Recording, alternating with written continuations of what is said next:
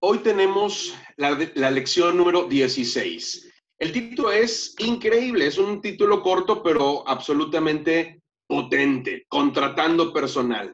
Muchas veces lo hacemos porque somos propietarios, porque tenemos un negocio y evidentemente la tremenda necesidad de contratar gente, pero a veces, aunque seamos empleados, también pasamos por el proceso de contratación, ya sea porque estamos en el departamento de recursos humanos o porque una persona va a llegar a nuestro departamento y tenemos la capacidad de elegir, de decidir y de tomar parte en ese proceso. Contratar personal es algo absolutamente necesario.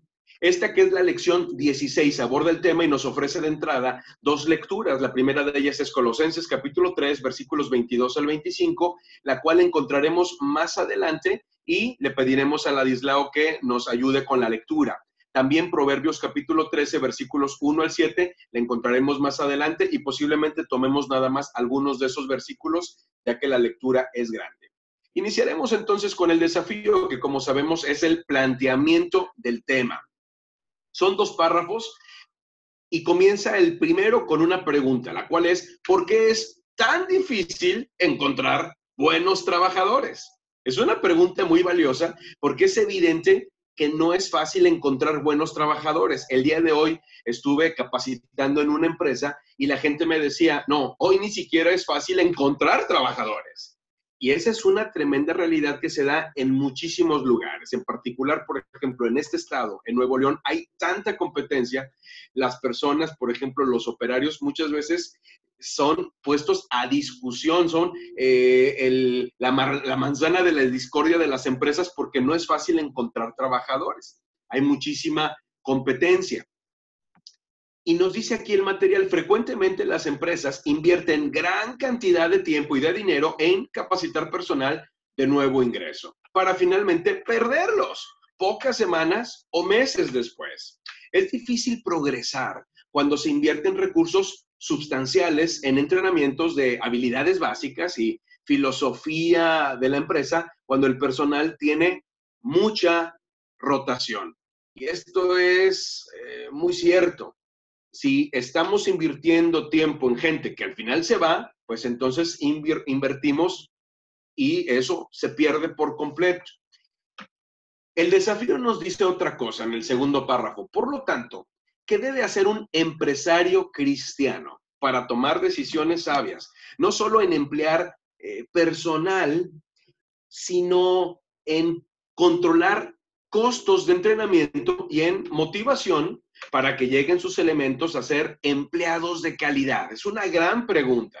Y luego nos dice, consideremos lo que la Biblia dice al respecto. Compartamos nuestras experiencias para podernos ayudar unos a otros. Y bueno, reitero lo que ya decía Ofe, es una gran experta en el tema, así que cuando gustes comentar algo, Ofe, sin lugar a dudas, interrúmpeme, por favor.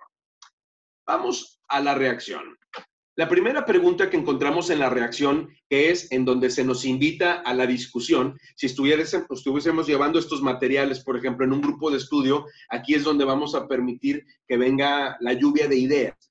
La primera de las preguntas en el primero de los planteamientos en la reacción es la siguiente. ¿Qué cualidades busca usted en un nuevo empleado? Esas cualidades son las mismas para cada área de trabajo. ¿Cómo y por qué pueden ser diferentes? ¿En qué formas podrían ser las mismas? Es una gran pregunta. O sea, ¿qué estamos buscando en un empleado? ¿Qué es lo que queremos? Me voy a permitir en este momento compartir en pantalla, espero que pronto lo puedan ver, parte de un curso que imparto con cierta frecuencia que se llama reclutamiento, y selección de personal. Estoy esperando que ustedes lo puedan ver. Ahí está. Me voy a ir muy rápido, pero creo que aborda este tema de una manera importante, interesante. Reclutamiento y selección de personal. ¿Qué es lo que buscamos detrás de reclutar gente? ¿Qué es lo que estamos persiguiendo? Es una gran pregunta porque muchas veces sabemos que necesitamos personas, pero ¿qué personas? Y exactamente qué es lo que estamos buscando en ellas. La pregunta acá que planteo, no en el contenido propiamente del manual Haciendo Negocios de Acuerdo a la Palabra de Dios, sino este material adicional que estoy entregando aquí, es la siguiente. ¿Qué es el reclutamiento y la selección de personal? Y lo defino de esta manera. El reclutamiento y selección de personal es un proceso, y aquí hay una palabra clave. No es un evento, no es día, no es una entrevista de trabajo, es un proceso que toma tiempo. Dice, por el cual las organizaciones ingresan al personal adecuado para desempeñar las funciones que se requieren a fin de conseguir, atención con esto, los objetivos de la empresa.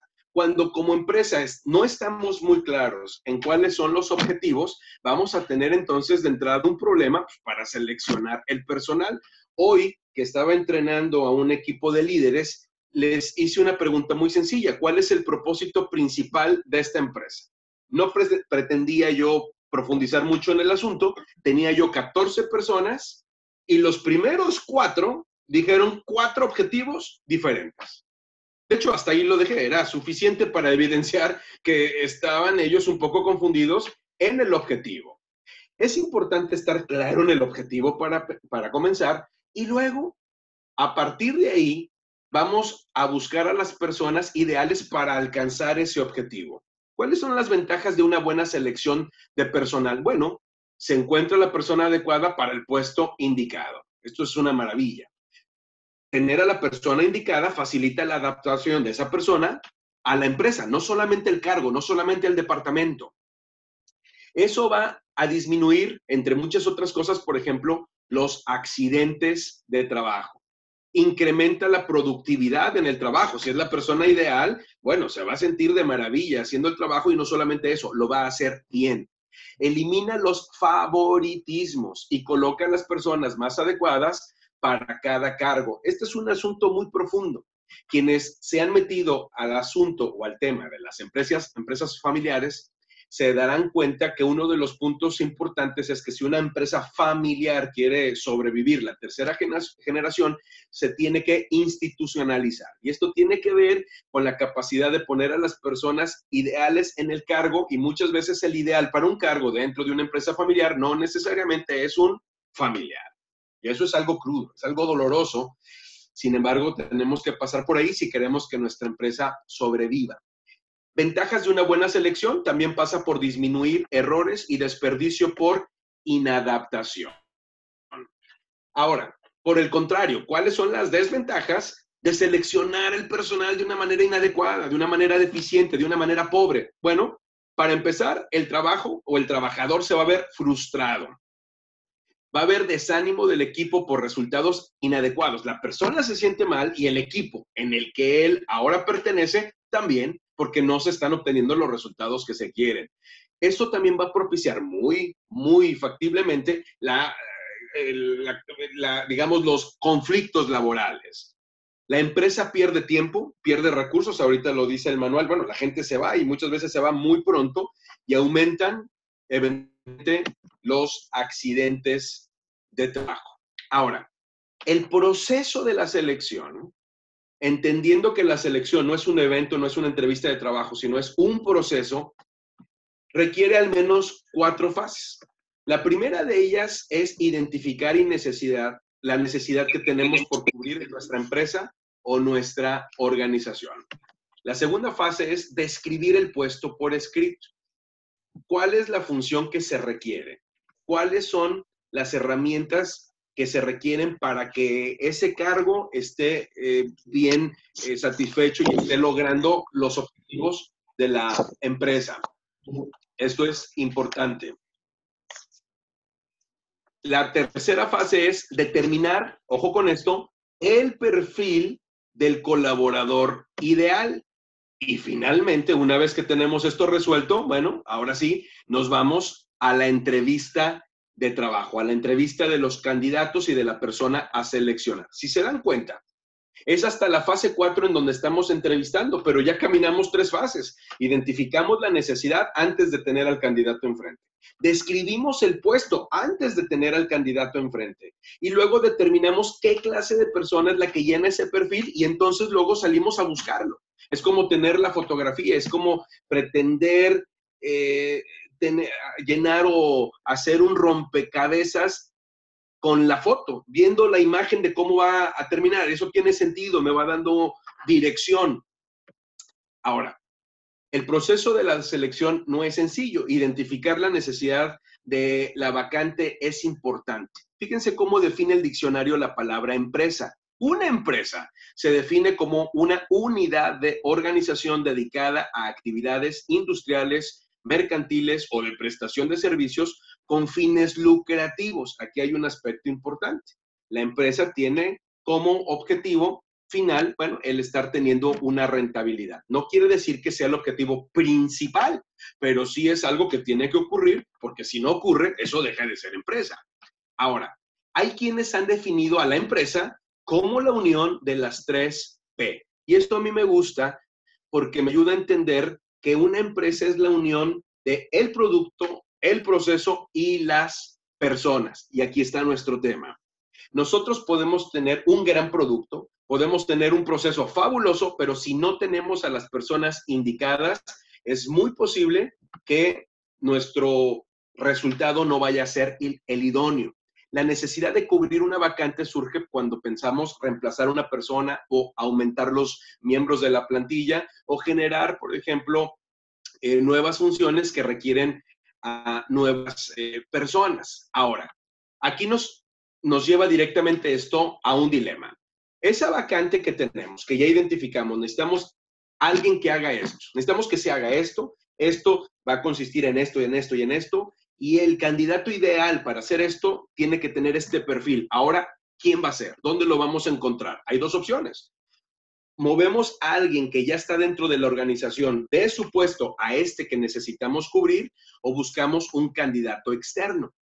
Si buscamos un candidato interno, podemos tener el plus de que pues, es más económico, ya lo tenemos ahí, es más rápido, puede representar un ascenso para las personas que ya están dentro de nuestra organización, se aprovecha la inversión realizada y se puede desarrollar a partir de ahí un sano espíritu de competencia. Pero, por otro lado, podemos pensar en los beneficios de los candidatos externos. Estos nos pueden traer nuevas ideas, renueva y enriquece el talento humano y nos ayuda a aprovechar la inversión en capacitación efectuada por otra empresa. Llegan personas que están ya capacitadas y su capacitación nos ayuda. Ahora, si el candidato va a ser externo, y aquí me gustaría que Ofe nos ayudara, nos abriera el panorama, nosotros tenemos por lo menos estas dos opciones, la selección interna y tenemos también la posibilidad de una selección externa. Es decir, vamos a buscar a una persona para que ocupe un cargo en esta organización que no está ahora con nosotros, va a estar fuera. Ahora, la buscamos nosotros mismos, nosotros hacemos las entrevistas, nosotros hacemos el reclutamiento o contratamos a alguien para que lo haga. Si nosotros hacemos el reclutamiento, bueno, pues podemos tener la ventaja de que pues, nos estamos ahorrando lo que nos pudiera costar el que alguien hiciera ese trabajo.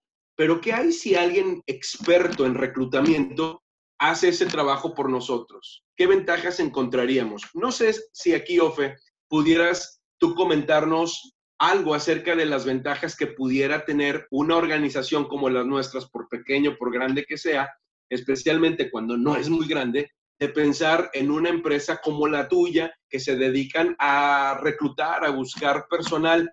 ¿Cuáles pudieran ser los beneficios más destacables, por lo menos para considerar esa opción, Ofe? ¿Te gustaría compartirnos algo al respecto? Sí, Edgar. Mira, una de las ventajas más importantes es el tiempo. Si una persona que ya tiene sus actividades definidas en la empresa, lo van a poner, por llamarlo así, a hacer un reclutamiento, pues le va a quitar obviamente el tiempo de lo que él ya hace. Entonces, esa es una de las principales ventajas, el ahorrarte el tiempo. También ahorras dinero. ¿Por qué? Porque está dejando de ser productivo la otra persona. Entonces ahí va involucrado también el dinero. Y algo muy importante, lo voy a parafrasear con este dicho, así que zapatero a tu zapato. Tiene que ser un experto, porque ahorita veía lo que estabas comentando. Y ahí dentro de tu filtro 3 y fase 4, Sí, antes de las entrevistas, y fíjate, antes tienes 1, 2, 3 y 4, y pones tú sí, en el sí. 4 las entrevistas, pero entre el 3 y el 4 hay toda una labor. Antes Sí, de la sí. entrevista, tú ya tienes que haber estudiado, por lo menos revisado unos 100 CVs para lograr obtener por ahí unos 5 personas. Y es Sí, el increíble. filtro. Si es todo un filtro, entonces es toda una labor que si yo te dijera, para contratar a una persona, a lo mejor yo tengo que revisar 200 CVs para poder hacer entrevistas a 8, y de que esos 8 a lo mejor uno sea el idóneo para el puesto. Es toda una labor. Sí. Entonces aquí es, ahora sí que el experto, le dejes esa labor al experto, porque tu empresa va a ganar al final. ¿Qué va a ganar? En ahorro de tiempo y de dinero. Correcto. Gracias por puntualizarlo. Yo creo que eso nos abre muchísimo el panorama, precisamente como dices, a quienes no somos expertos en el tema. Volviendo al manual, aquí en la reacción hay un segundo planteamiento y vamos a ir buscando 2 citas bíblicas. La primera de ellas le vamos a pedir a Ladislao que nos la encuentre en Colosenses capítulo 3, versículos 22 al 25, y la segunda va a ir a Primera de Corintios capítulo 5, versículos 9. Nos hace aquí una pregunta la reacción.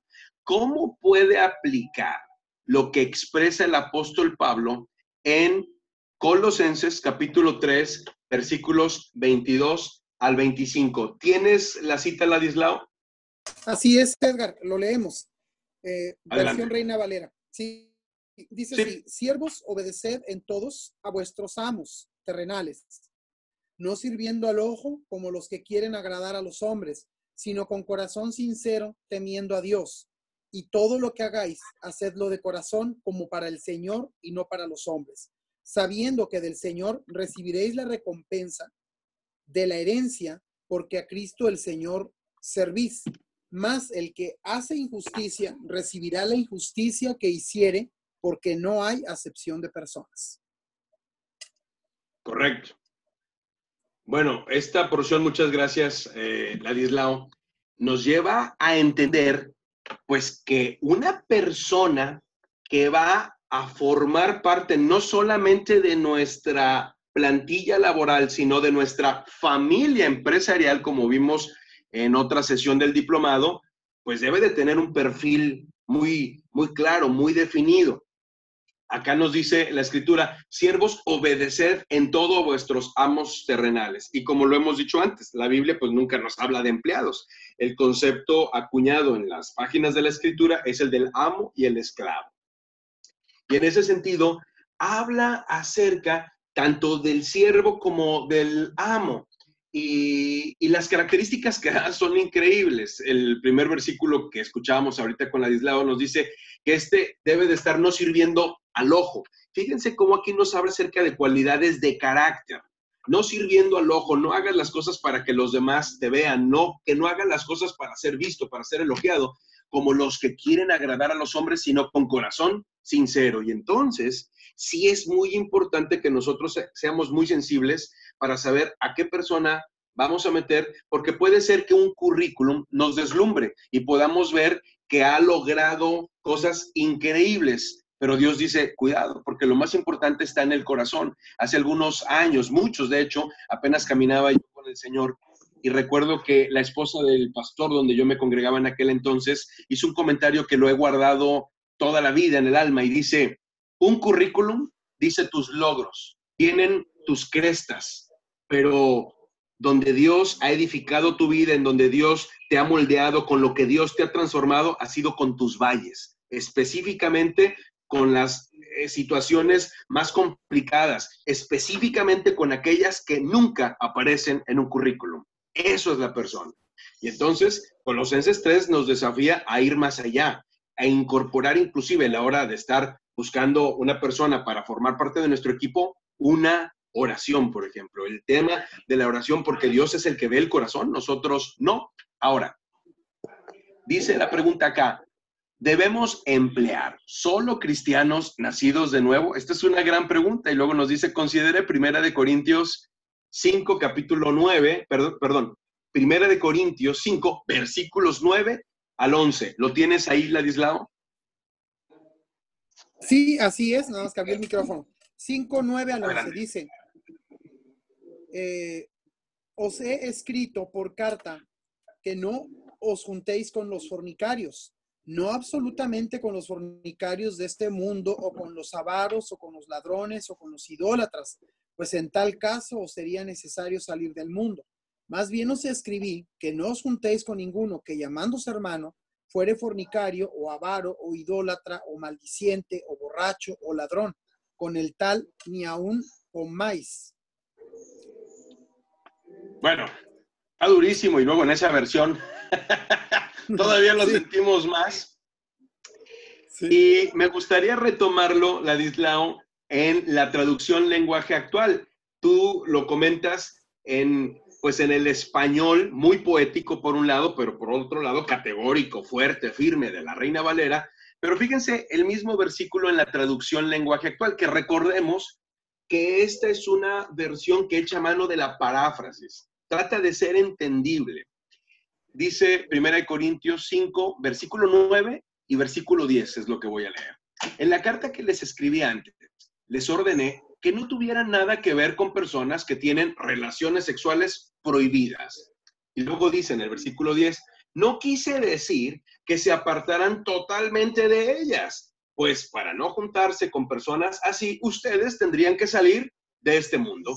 No podrían apartarse totalmente de los que siempre desean más de lo que tienen, ni de los ladrones, ni de los que adoran a los ídolos, ni de los borrachos o de los que hablan mal de los demás. Es muy interesante lo que dice el apóstol Pablo, porque por un lado es cierto que si no tuviéramos que reunirnos con personas que no comparten nuestros mismos principios y nuestra misma conducta, pues tendríamos que estar fuera de este mundo, por un lado. Pero por otro lado, pues es precisamente hacia donde tiene que llegar la palabra. Si nosotros no tuviéramos ninguna relación con personas que no profesan el seguir a Jesucristo, pues entonces, ¿por qué nos exhortaría la palabra a comunicar el mensaje del evangelio? ¿A quién? Si solo nos reunimos con cristianos. Ahora, el asunto es que la Biblia nos convoca a que nosotros los influenciemos y no ellos a nosotros. La pregunta entonces es esta: ¿debemos emplear solo cristianos nacidos de nuevo? Es decir, cristianos que han tenido un encuentro personal con Cristo y no solamente un cristianismo cultural. Bueno, yo creo que puede depender, atención con esto, de la empresa que sea. Si estás hablando de que es una organización cristiana o es una empresa como yo lo manejé por mucho tiempo, una librería cristiana, sí creo que es indispensable que la persona que ahí está conozca al Señor y pueda sentirse afiliada, asociada, identificada con los principios que se están enseñando. Sin embargo, si nuestra organización es prácticamente de cualquier otra índole, yo creo que al revés. Pudiésemos ver el tener algunas personas sabiamente escogidas en oración, escogidas con tiempo, para que el mensaje del evangelio les sea llevado, les sea predicado, les sea enseñado por un entorno de personas cristianas en donde están recibiendo con toda conciencia a otros que no lo son, pero donde se está utilizando la plataforma laboral precisamente como un campo misionero para llevar el evangelio. Larry Burkett, en su libro Los negocios y la Biblia, él dice, básicamente yo por años reclutaba personas no cristianas para que cuando llegaran a mi empresa donde había muchos cristianos, entre ellos yo, se dieran cuenta de cuál es la diferencia y tenía la consigna de impactar su vida. Y yo creo que es un punto muy importante que podemos destacar de 1 Corintios capítulo 5, versículo 9, y concluye en la reacción el punto número 2, tomando como base estos pasajes, cree que el ser buen cristiano automáticamente le hace un buen empleado. Pues precisamente la parte final de Primera de Corintios 5, versículos 9 al 11, que nos compartía Ladislao, nos está aclarando que no. Dice, cuidado con aquellos que diciéndose cristiano, wow, fornicarios, avaros, idólatras, maldicientes, borrachos o ladrones. Y ahí sí nos dice la Escritura, con esos ni comáis. Entonces, es una situación en la que Dios nos está llevando literalmente a tener un discernimiento espiritual a la hora de hacer una contratación de personal. Y yo creo que eso es un gran desafío, pero a la vez es un enorme favor que Dios nos hace, porque con ello nos está diciendo que quiere ser parte de la ecuación. Él quiere ser parte de nuestras decisiones laborales, empresariales y especialmente las que tienen que ver con la contratación de personal. Aquí vamos a hacer un corte. Le voy a pedir a Ofe, por un lado, que revise el tema de lo de las preguntas, que nos lo comente, y por otro lado, si ella quiere abonar algo al tema, este es el tiempo. Adelante, Ofe, por favor. Gracias, César. Mira, no tenemos preguntas, creo que todo ha estado muy claro, pero sí quisiera también poner en la mesa la parte, obviamente no la podemos dejar de lado, la parte de las leyes laborales. Correcto. Por un lado, la ley laboral me dice que no puedo hacer acepción de personas, así como también Dios nos lo dice. No puedo negarle el trabajo a una persona, ya sea por su sexo, por su religión, por su color o por sus creencias. Entonces, esto va muy apegado también a lo que Dios nos dice. Yo estoy de acuerdo contigo en que si tenemos una empresa que no está meramente como una organización cristiana, nosotros deberíamos de tener empleados que no lo son, porque así es como nosotros los vamos a impactar y vamos a poder llevar el Evangelio de Cristo. Cosa que yo hice por los 10 años que estuve trabajando en la empresa anterior. Todas las personas que ahí yo reclutaba para formar parte de mi equipo no eran cristianos y al final pues todos conocieron de Dios.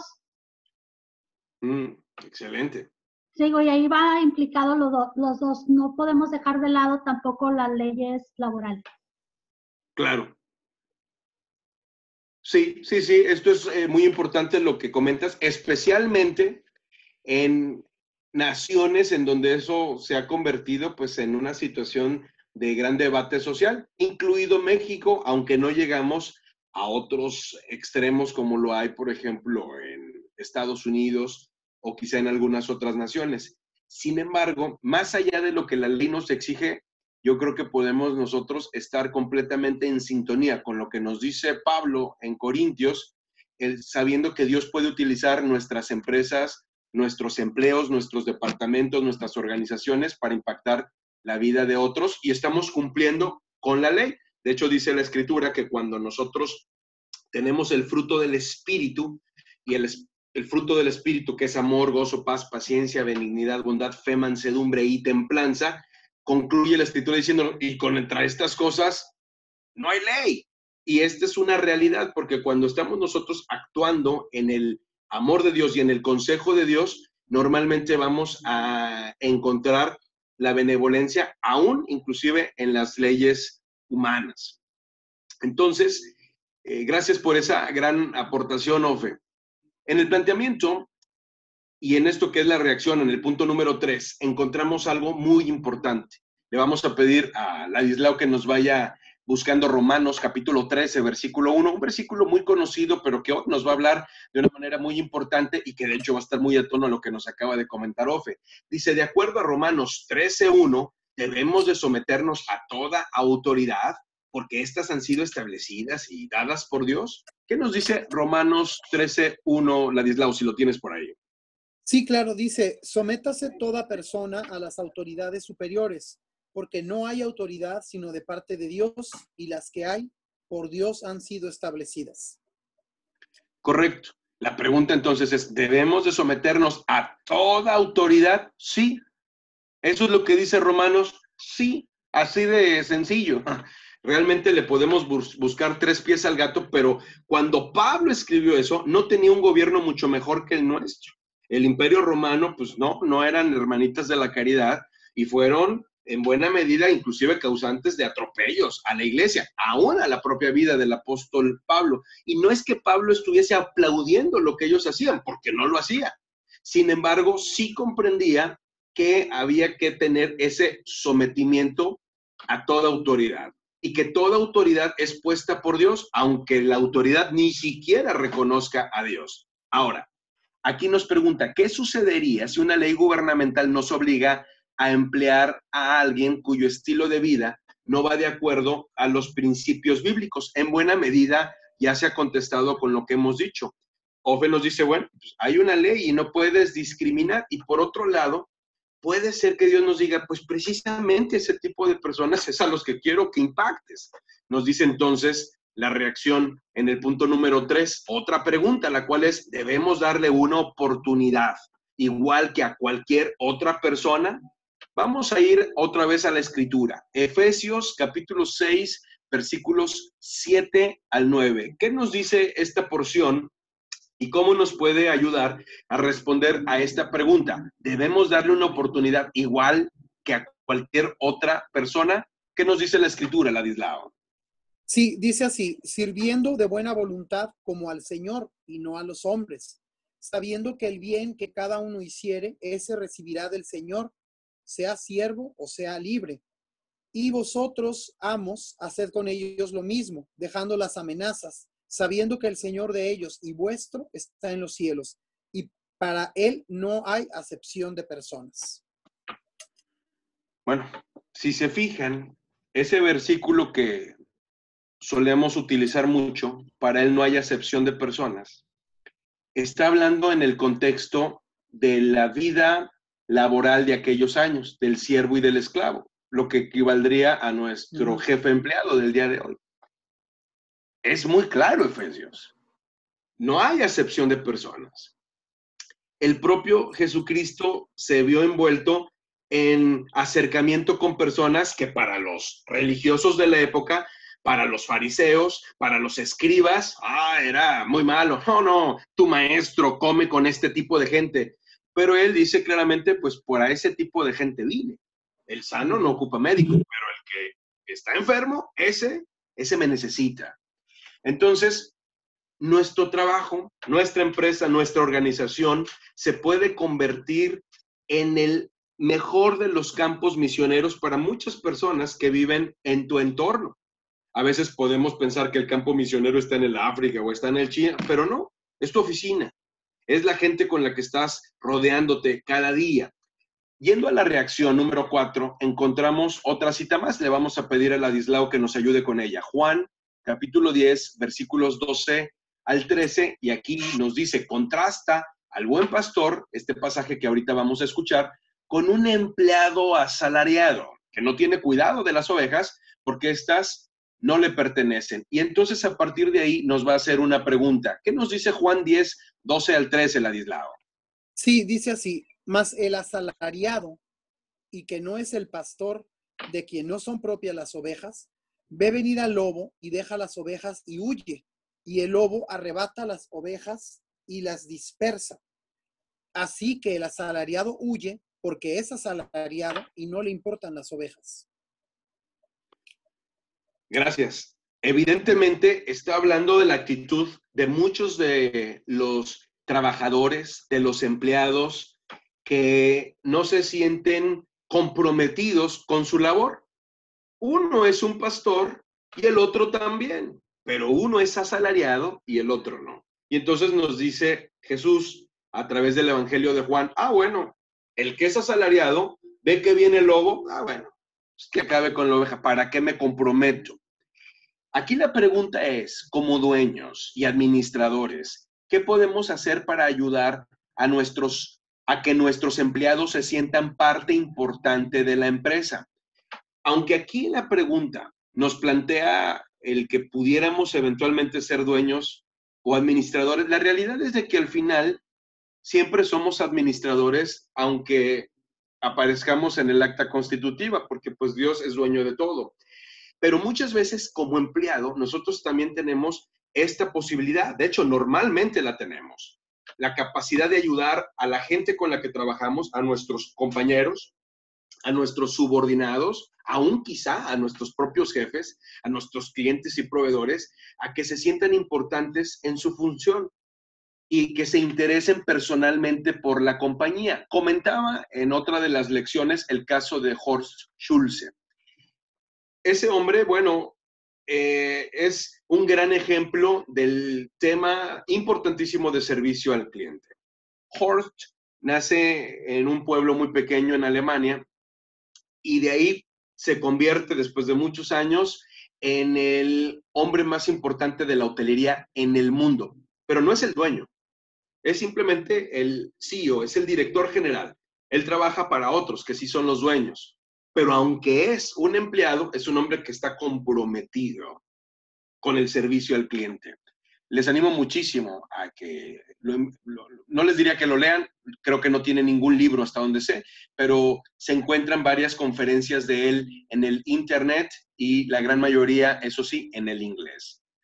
Y bueno, Horst viaja por todo el mundo dirigiendo una de las más importantes o la más importante cadena hotelera en todo el globo y lleva un mensaje, y ese mensaje es cuando llega al hotel, le dice a los empleados de ese lugar: ustedes son la persona más importante en este hotel. Las personas inmediatamente se le quedan viendo con admiración y él dice: yo sé lo que están pensando. Sí, claro. Este hombre tiene una gran oficina en Nueva York y viene aquí a este pueblito en tal lugar, en tal país, a decirnos que nosotros somos la persona más importante. Sí, claro, claro que te creemos. Y él dice: pero estoy hablando en serio. Tú eres la persona más importante. Tú que lavas los platos, tú que recibes a la gente, tú que tiendes la cama, son la persona más importante de este lugar, porque si ustedes no hacen su trabajo, este lugar es un desastre. Si yo no llego o llego a mi oficina en Nueva York, nadie se da cuenta, pero si ustedes no hacen su trabajo, este lugar es un desastre. Vean cómo Horst empodera al empleado y le hace ver una tremenda realidad. No hay función menor. Lo que ustedes hacen es lo que la empresa hace. Y ustedes son importantes para la empresa, tanto como el que más. Hay diferentes cargos, hay diferentes funciones, eso se entiende, pero tu función es trascendente. Nos dice la reacción número 5. Como cristianos, ¿qué podemos hacer para demostrar el cuidado y amor de Jesucristo a nuestros empleados?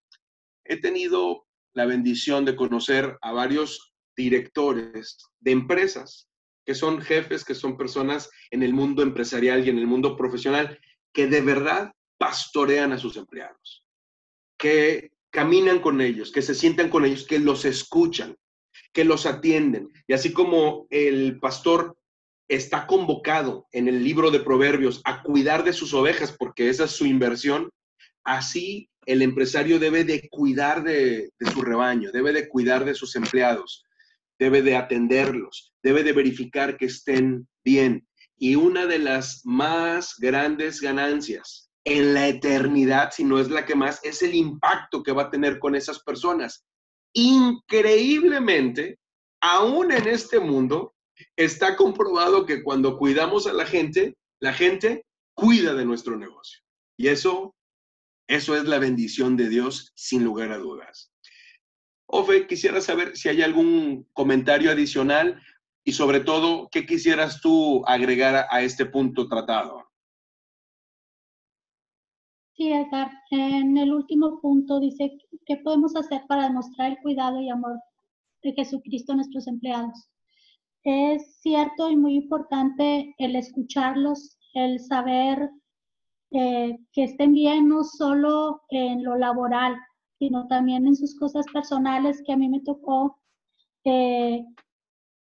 Son muy diferentes cada uno de ellos, los empleados, los colaboradores, pero cada uno, cuando ellos se sienten cuidados por ti como su líder, te abren definitivamente su corazón, y eso es algo que nada más lo puede hacer Dios. Ellos te abren su corazón y te platican de sus cosas personales, lo que pasan en sus casas, y ahí es cuando tú demuestras que tienes el amor del Señor, al aconsejarlos, que es muy importante, pero el escucharlos. Ellos a veces, solo que tú los escuches, con ellos, con eso ya basta para que se sientan que tú los amas.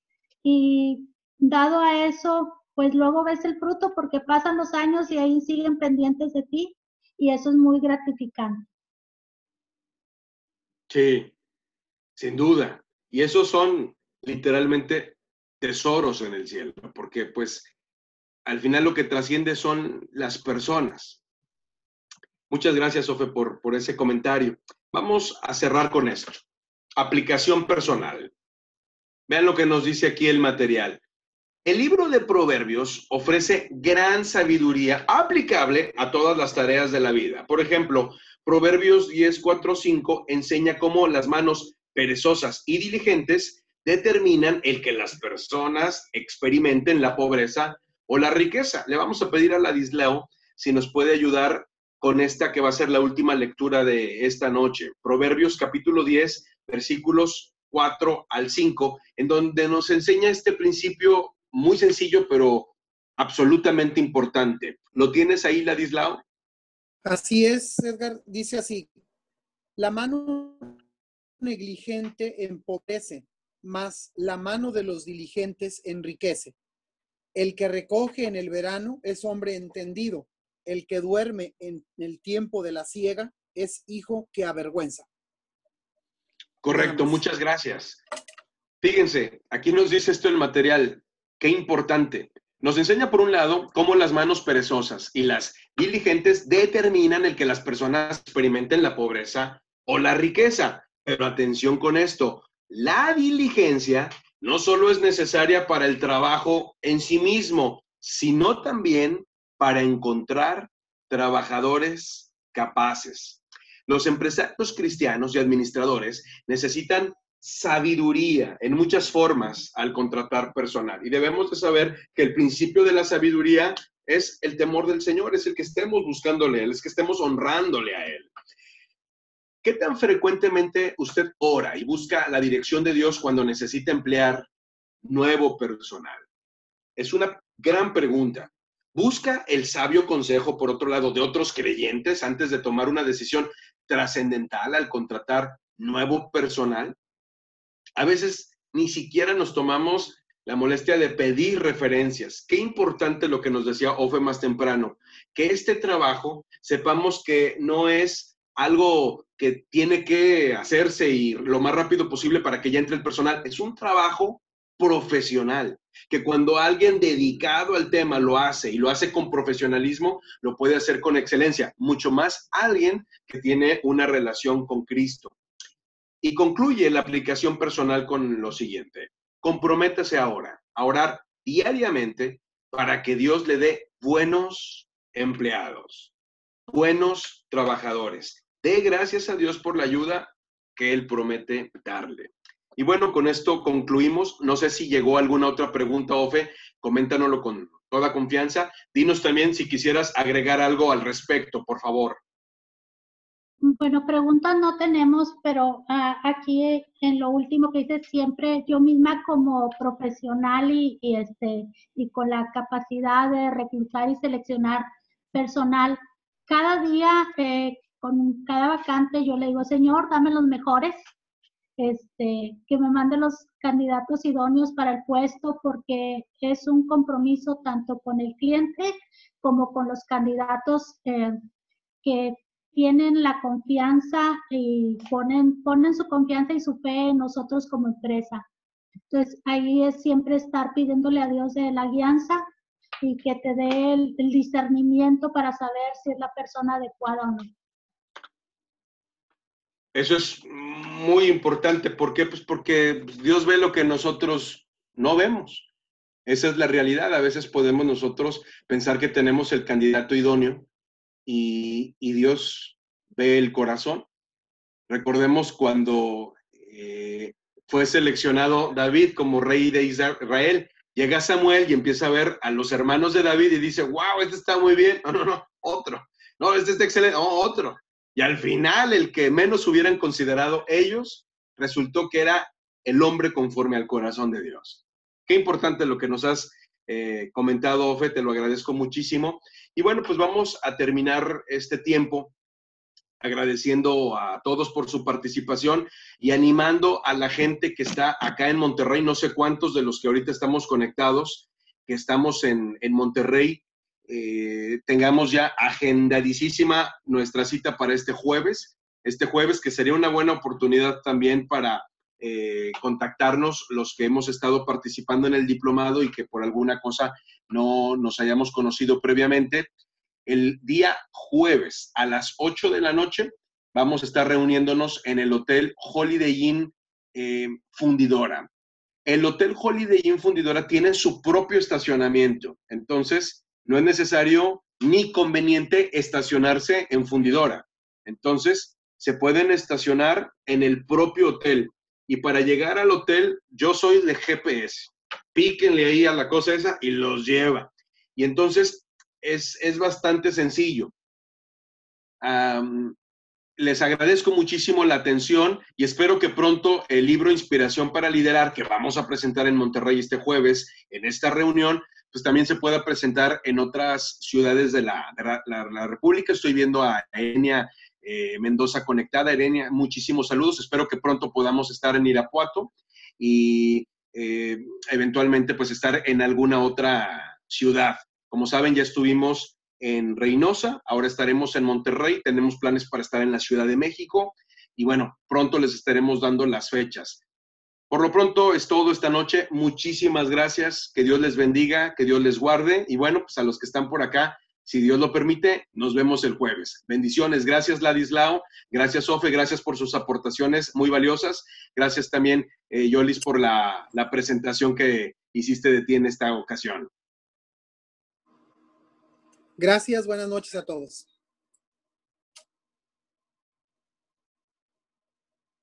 Muy bien, pues que descansen. Bendiciones. Hasta luego.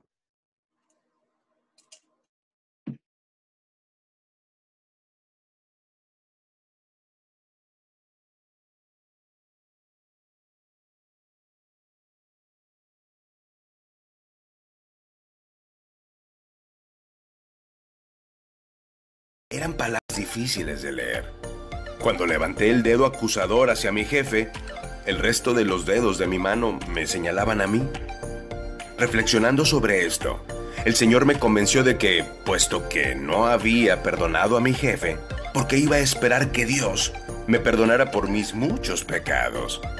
Me di cuenta de que además de perdonar a mi antiguo jefe, independientemente de si él me lo pidiera o no, también necesitaba pedirle a Dios que me perdonara por muchas cosas, incluyendo mi espíritu implacable. Para determinar lo que Dios quería que yo hiciera a continuación, leí Mateo capítulo 5, en el cual Jesús dice: por eso, si llevas al altar del templo una ofrenda para Dios y allí te acuerdas de que alguien está enojado contigo, deja la ofrenda delante del altar.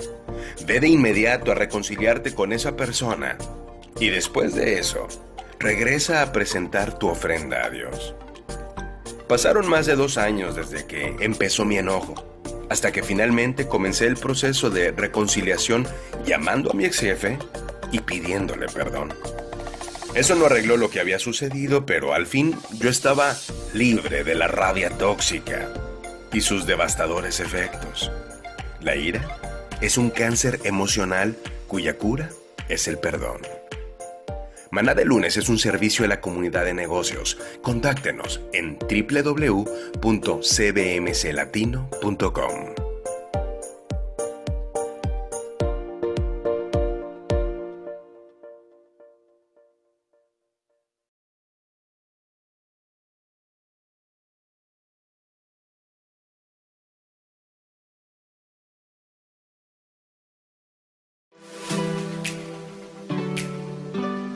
Dinero y felicidad no necesariamente van de la mano, por Jim Mattis.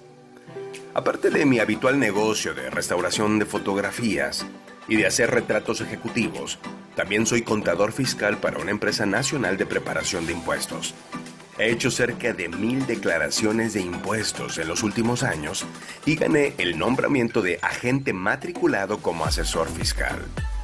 Con el tiempo, esto me ha dado una muy buena idea de la situación financiera de mi país. Al hablar con la gente y tener una visión de sus niveles de felicidad y satisfacción y luego ver sus finanzas a través de los impuestos, he concluido algunas observaciones interesantes. Como es de esperar, hay una desconexión entre el ingreso y el patrimonio neto. Algunas personas con ingresos modestos han acumulado una gran cantidad de riqueza y muchas personas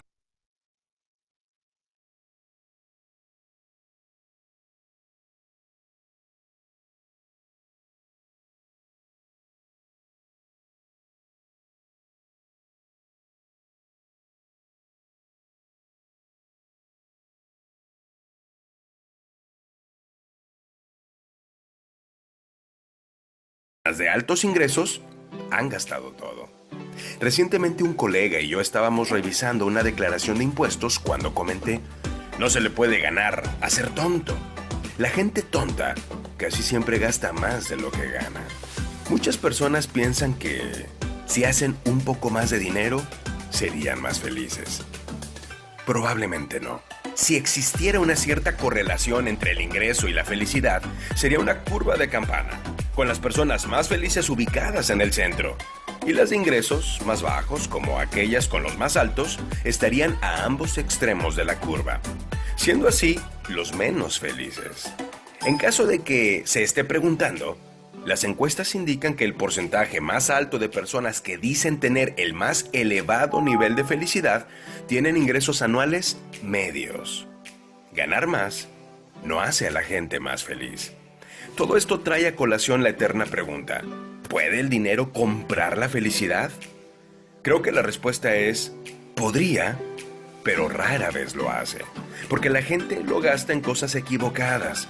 Un coche nuevo no traerá la felicidad, pero un viaje en carretera con buenos amigos podría dar lugar a una gran cantidad de felicidad y a buenos recuerdos que durarán por mucho tiempo. Si es verdad que el dinero en sí mismo no puede comprar la felicidad, ¿podríamos usarlo de manera que pueda traernos al menos cierto grado de satisfacción, contentamiento y alegría? La respuesta es sí, especialmente si seguimos los principios encontrados en la Biblia. Número 1. Evite los extremos. Como he mencionado, por mucho, las personas más felices parecen ser aquellas que podrían ser consideradas como ni pobres ni ricos, sino en algún lugar dentro de la media. El desafío es reconocer cuál es esa media. Proverbios 30 nos dice: manténme alejado de la mentira y no me hagas pobre ni rico. Aléjame de toda falsedad y dame solo el pan de cada día. Porque si llego a ser rico, tal vez me olvide de ti y hasta me atreva a decir que no te conozco. Y si vivo en la pobreza, puedo llegar a robar y así ponerte en vergüenza. Número 2. El endeudamiento puede esclavizar a la gente física y emocionalmente. Muchas veces comprar cosas a crédito puede satisfacer los deseos inmediatos, pero el costo a largo plazo puede ser devastador y capaz de restringir la libertad financiera a futuro. Proverbios 22 nos dice: el pobre trabaja para el rico, el que pide prestado se hace esclavo del prestamista. Y número 3. Compartir con otros trae gran alegría. Muy a menudo la gente tiene una visión débil de lo que es dar, ya sea para ayudar a las personas o apoyar causas de caridad. Sin embargo, saber que podemos utilizar algo de nuestros recursos para aliviar las cargas financieras de los demás puede ser muy gratificante.